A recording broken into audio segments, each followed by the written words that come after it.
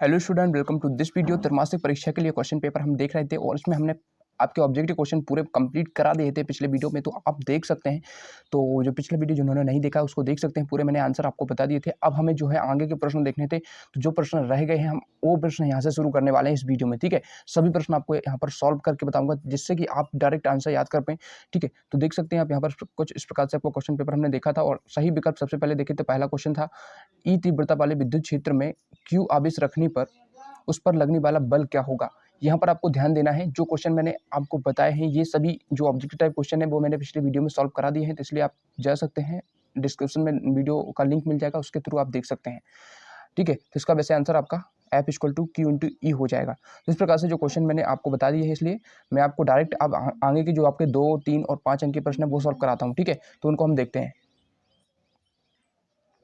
तो देखिए कुछ इस प्रकार से है, हमने पूरे पिछले वीडियो में कंप्लीट कर लिए हैं ये सभी क्वेश्चन। ठीक है, ये ऑब्जेक्टिव टाइप क्वेश्चन है, पिछले वीडियो में हम कंप्लीट कर चुके हैं, तो उसको आप जरूर देख सकते हैं।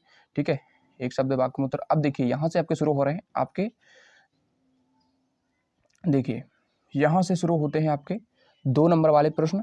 ठीक है, पहला प्रश्न है आपका पाँचवें प्रश्न में पहला प्रश्न है, आवेश का क्वांटीकरण किसे कहते हैं। तो देखिए ये प्रश्न है आपका, ये 2 अंक में पूछा जाएगा। ठीक है, 2 अंक में प्रश्न पूछा जाता है। तो देखिए इसका हम आंसर देख लेते हैं। इसका आंसर देखिए आपका क्या हो जाएगा, आवेश का क्वांटीकरण किसे कहते हैं। तो देखिए इसका आंसर मैं आपको बता दूं, तो देखिए आप लोग ध्यान दीजिएगा, आवेश का क्वांटीकरण, यहाँ पर आवेश का क्वांटीकरण समझाइए यह है। आपको वीडियो की क्वालिटी जरूर बढ़ा लें ताकि आपको क्लियर देखें। देखिए आवेश का सतत मात्रा में ना होकर विविक्त पैकेटों के रूप में उपस्थित होना ही आवेश का क्वांटीकरण कहलाता है। ठीक है, ये वाला जो है आपको दूसरा वाला लिखना है। आवेश के क्वांटीकरण सिद्धांत के अनुसार किसी वस्तु पर आवेश इलेक्ट्रॉन के आवेश का पूर्ण गुणज होता है, अर्थात Q = +- Ne। ठीक है, यहाँ पर n 1 2 3 4 कुछ भी हो सकता है, और जो E है मौलिक आवेश है जिसका मान 1.6 × 10⁻⁻19 कूलम होता है। तो आपको यहाँ से ये वाला आपको उत्तर कर लेना है। उसके बाद अगला प्रश्न हम देखते हैं। ठीक है, दूसरा प्रश्न जो हमारा देख सकते हैं अब यहाँ पर, विद्युत क्षेत्र रेखाओं के गुण लिखिए। तो विद्युत क्षेत्र रेखाओं के गुण लिखना है, तो चलिए इसको हम देख लेते हैं। विद्युत क्षेत्र रेखाओं के जो गुण हैं आपको मैं बता देता हूँ। ठीक है, देखिए सभी प्रश्न आपको एक एक प्रश्न है बिल्कुल अच्छे से करना है, एक भी प्रश्न छोड़ना नहीं है, क्योंकि जो प्रश्न है बहुत ही ज़्यादा इंपॉर्टेंट है। तो देखिए आप लोग देख सकते हैं, विद्युत बल रेखाओं के कोई 4 गुण लिखिए। तो विद्युत बल रेखाएं, विद्युत क्षेत्र रेखा एक ही है। तो देखिए इसके, देखिए यहाँ से देख सकते हैं विद्युत बल रेखाओं के गुण निम्न हैं। तो आपको कोई 2 लिखना है तो 2 लिख सकते हैं। विद्युत बल रेखा के किसी बिंदु पर खींची गई स्पर्श रेखा उस बिंदु पर परिणामी तीव्रता का दिशा प्रदर्शित करती है। ठीक है, ये आपका ये कोड हो जाएगा। दूसरा कोड लिखिए, 2 बल रेखाएं एक दूसरे को कभी नहीं काटती, एक विलगित आवेश के कारण बल रेखाएं पार्श्व चित्रानुसार होंगी। 3 और 4 भी आप याद कर सकते हैं, ताकि आपको 2 तो अच्छे से होना ही चाहिए, क्योंकि 2 नंबर आपको मिलेंगे इस प्रश्न के लिए। अगला प्रश्न देखते हैं। देखिए आप लोग देख सकते हैं, अगला प्रश्न है प्रश्न क्रमांक 6, चुंबकीय क्षेत्र रेखाएं क्या हैं, उनके गुण लिखिए। तो चुंबकीय क्षेत्र रेखाएं, देखिए यहाँ पर देख सकते हैं, यहाँ पर आप देख सकते हैं चुंबकीय क्षेत्र रेखाओं के गुण यहाँ पर लिखे हुए हैं। देखिए चुंबकीय क्षेत्र रेखाएं, चुंबकीय बल रेखाएं क्या हैं, इनके गुण लिखिए। तो देख सकते हैं चुंबकीय बल रेखा बेवक्राकार पथ है, जिनके किसी भी बिंदु पर खींची गई स्पर्श रेखा उस बिंदु पर परिणामी चुंबकीय क्षेत्र की दिशा प्रदर्शित करती है। ठीक है, अब इसके गुण लिखना है। देखिए यहाँ से आप गुण लिख सकते हैं, निम्नलिखित है। तो पहला गुण आप देख सकते हैं इसमें, ये रेखा चुंबक के बाहर उत्तरी ध्रुव से दक्षिण ध्रुव तथा चुंबक के अंदर दक्षिणी ध्रुव से उत्तरी ध्रुव तक जाती हैं, अर्थात बंद वक्र बनाती हैं। एक तो ये हो जाएगा आपका। ठीक है, इसको आप देखेंगे। उसके बाद दूसरा है, इन बल रेखाओं के किसी भी बिंदु पर खींची गई स्पर्श रेखा उस बिंदु पर परिणामी क्षेत्र या बल की दिशा को प्रदर्शित करती हैं। ठीक है, तो इस प्रकार से आप देख सकते हैं, ये आपका आंसर यहाँ तक हो जाएगा। और भी लिखे हुए हैं, जो जैसे कि आप 3-4 याद कर लीजिए, जिससे आप कंप्लीट कर सकें। 2 तो आपको करना ही है। अब देखते हैं अगला प्रश्न। देखिए अगला प्रश्न आप देख सकते हैं यहाँ पर, अनुचुंबकीय, प्रतिचुंबकीय और लोह चुंबकीय पदार्थों के 2 उदाहरण लिखिए। तो देखिए इसका आंसर हम देखते हैं। तो देखिए आप लोग देख सकते हैं, अनुचुंबकीय, प्रतिचुंबकीय और लोह चुंबकीय जो पदार्थ हैं उनके गुणों की तुलना करना है। तो ये तुलना भी आती है, और अब हमें केवल उदाहरण याद करना है। तो देख सकते हैं यहाँ पर अनुचुंबकीय पदार्थ के उदाहरण हो जाएंगे मैग्नीज, प्लेटिनियम, सोडियम, एल्यूमिनियम। ठीक है, और प्रतिचुंबकीय जो पदार्थ हैं उनके उदाहरण हो जाएंगे यहाँ पर बिस्मिथ, फास्फोरस, एंटीमनी, पारा, वायु आदि। उसके बाद देखिए लोहा, इस्पात, निकिल, कोबाल्ट आदि हो जाएंगे लोह चुंबकीय पदार्थों के उदाहरण। तो इस प्रकार से हम याद कर सकते हैं। अगला प्रश्न हम देखेंगे। देखिए अगला प्रश्न हमारा पूछा गया है यहाँ पर, मोटर गाड़ी को स्टार्ट करने पर उसकी हेडलाइट बंद क्यों हो जाती है। तो देखिए इस प्रश्न का आंसर कुछ इस प्रकार से लिखेंगे, मोटर गाड़ी के इंजन को स्टार्ट करने के दौरान हेडलाइट बंद क्यों हो जाती है? तो जब मोटर गाड़ी को स्टार्ट किया जाता है तो स्टार्टर द्वारा बैटरी से अधिक धारा ली जाती है, जिससे सूत्र V = E-IR के अनुसार बैटरी की प्लेटों के बीच का विभवांतर कम हो जाता है, फलस्वरूप हेडलाइट कुछ मंद हो जाती है। तो इस प्रकार से इसका आंसर हो जाएगा। अगला प्रश्न हम देखते हैं। देखिए अगला प्रश्न हमारा हो जाएगा यहाँ पर ओम का नियम लिखिए। देखिए बहुत ही सरल है ओम का नियम, आप पिछली कक्षाओं में भी पढ़ चुके हैं। ओम का नियम आपको लिखना है और क्वेश्चन नंबर 7 है जो ओम का नियम हम देख लेते हैं। देखिए इसमें आपका ओम का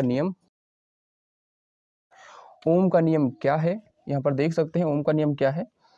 तो देखिए ओम का नियम है, यदि किसी चालक की भौतिक अवस्था जैसे लंबाई, ताप आदि में परिवर्तन ना हो तो उसमें प्रवाहित होने वाली विद्युत धारा उसके सिरों पर लगाए गए विभवांतर के अनुक्रमानुपाती होती है। ठीक है, यदि चालक के सिरों पर लगाया गया विभवांतर V है तो उसमें बहने वाली धारा I क्या होगी? V is directly proportional to I। तो यहाँ पर R जो है, ठीक है, ये होता है आपका रेजिस्टेंट, तो V = RI हो जाएगा और R एक नियतांक है जिसे चालक का प्रतिरोध कहते हैं। तो यहाँ तक आप लिख सकते हैं। ठीक है, ओम का नियम हो जाएगा। अगला प्रश्न हम देखते हैं। देखिए अगला प्रश्न आपको पूछा गया है यहाँ पर 8वां प्रश्न है, एम्पियर का परिपथीय नियम लिखिए। तो चलिए इसका आंसर हम देख लेते हैं। तो देख सकते हैं एम्पियर का जो परिपथीय नियम है इस प्रकार से देखिए हो जाएगा। एम्पियर का परिपथीय नियम लिखिए। तो देखिए यहाँ से लिखना है आपको, किसी बंद वक्र के लिए चुंबकीय क्षेत्र B का रेखीय समाकलन बंद वक्र द्वारा घेरे गए क्षेत्रफल में उपस्थित कुल धारा I का μ0 गुना होता है।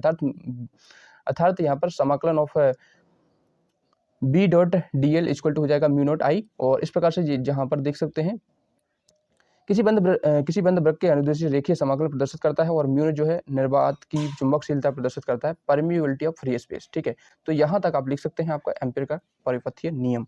अगला प्रश्न हम देखेंगे। देखिए एम्पियर का परिपथीय नियम हो गया, इसमें अथवा में दिया है चुंबकीय क्षेत्र रेखाओं के कोई 2 गुण लिखिए। तो चुंबकीय क्षेत्र रेखाओं के कोई 2 गुण, चलिए देखते हैं इसका आंसर। मैंने अभी भी आपको बताया था चुंबकीय जो क्षेत्र रेखाएं होती हैं, यहाँ पर आप देख सकते हैं चुंबकीय क्षेत्र रेखाएं, इनके 2 गुण लिखना है। ठीक है, 2 गुण लिखना है। तो मैंने अभी बताया था आपको, उस क्वेश्चन में भी आया था। तो देखिए ये आप यहाँ से कोई 2 गुण याद कर सकते हैं। ठीक है, ये आप देख सकते हैं सभी। तो चलिए अब देखते हैं अगला प्रश्न है हमारा, अमीटर और वोल्ट मीटर में 2 अंतर लिखिए। तो चलिए अमीटर और वोल्ट मीटर में 2 अंतर लिख लेते हैं। आपका क्वेश्चन नंबर 9 है और इस क्वेश्चन का देखिए बहुत ही ज्यादा इंपॉर्टेंट प्रश्न है, इसमें 2 अंतर आप कर सकते हैं।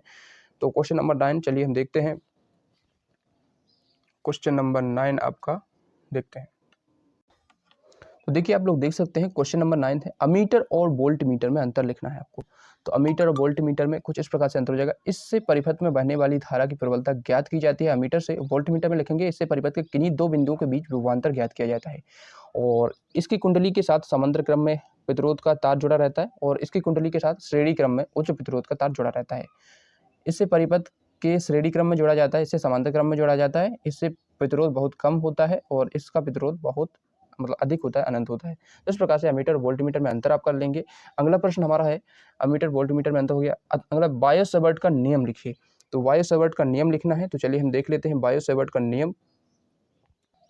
तो देखिए आप लोग देख सकते हैं बायो-सैवर्ट का नियम का उल्लेख कीजिए। तो बायो-सैवर्ट का नियम, माना ए भी एक चालक है जिसमें I विद्युत धारा प्रवाहित की जा रही है, तब इस धारावाही चालक के एक अल्पांश dl द्वारा उत्पन्न चुंबकीय क्षेत्र किसी बिंदु P पर चुंबकीय क्षेत्र की तीव्रता dB होगी।